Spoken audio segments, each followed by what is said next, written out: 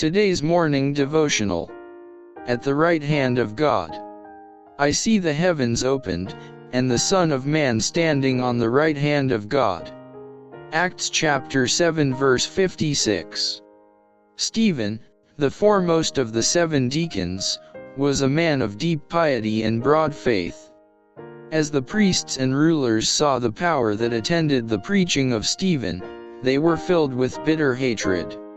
Instead of yielding to the evidence that he presented, they determined to silence his voice by putting him to death.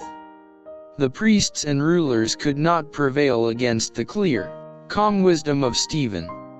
They determined to make an example of him, and while they thus satisfied their revengeful hatred, prevent others, through fear, from adopting his belief.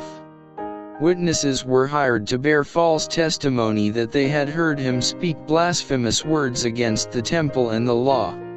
When Stephen was questioned as to the truth of the charges against him, he began his defense in a clear, thrilling voice, which rang through the council hall. He saw the resistance that met his words, and knew that he was giving his last testimony.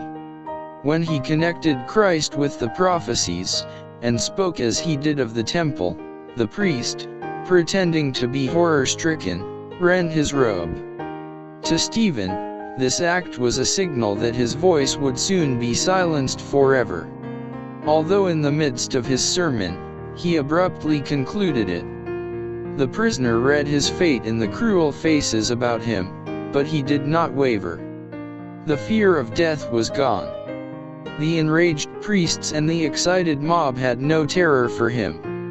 The scene before him faded from his vision. To him the gates of heaven were ajar, and looking in, he saw the glory of the courts of God, and Christ, as if just risen from his throne, standing ready to sustain his servant, who was about to suffer martyrdom for his sake. In words of triumph Stephen exclaimed, "I see the heavens opened, and the Son of Man standing on the right hand of God."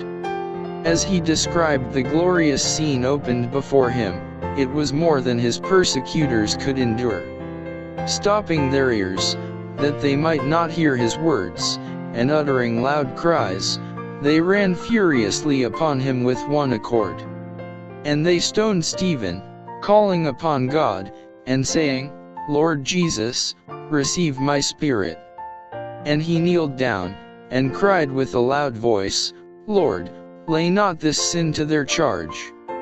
And when he had said this, he fell asleep.